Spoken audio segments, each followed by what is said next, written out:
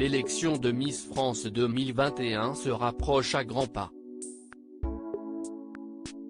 Il y a quelques semaines, c'est Louisa Salvan qui remportait l'élection Miss Nouvelle-Calédonie 2020 et se rapprochait ainsi un peu plus de son rêve.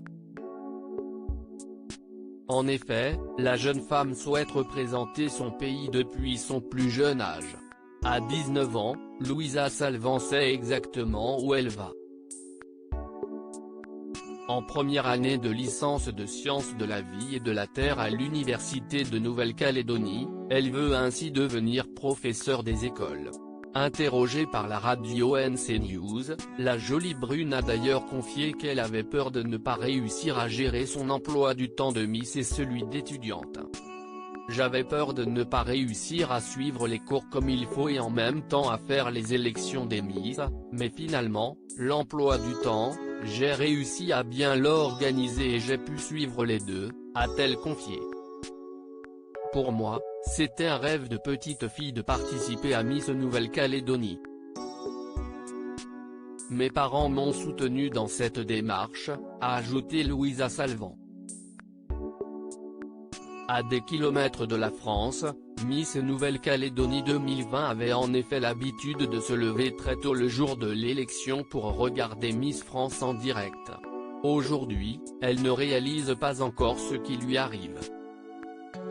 Elle a ainsi expliqué, à l'annonce de mon nom, il y a eu beaucoup de surprises.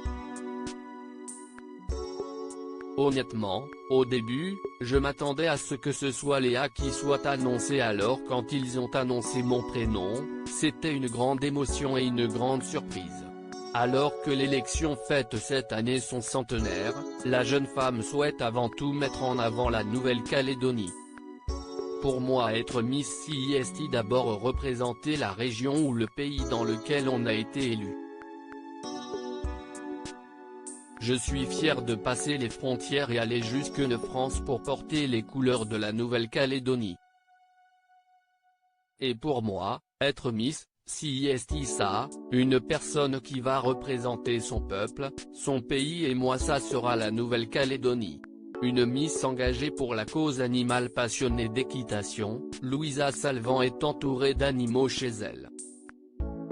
Il était alors évident pour elle de devenir l'ambassadrice de l'association La Bande à Nounou. Sur NC News, la jeune femme a expliqué pourquoi cette dernière lui tenait autant à cœur. La Bande à Nounou, c'est une association qui œuvre pour le bien-être animal en Nouvelle-Calédonie. Il s'occupe de trouver des familles d'accueil et d'adoption pour les animaux errants ou maltraités, mais ils vont aussi aider à la stérilisation des animaux en Nouvelle-Calédonie pour notamment les familles qui n'ont pas la chance d'avoir les moyens de stériliser leurs animaux.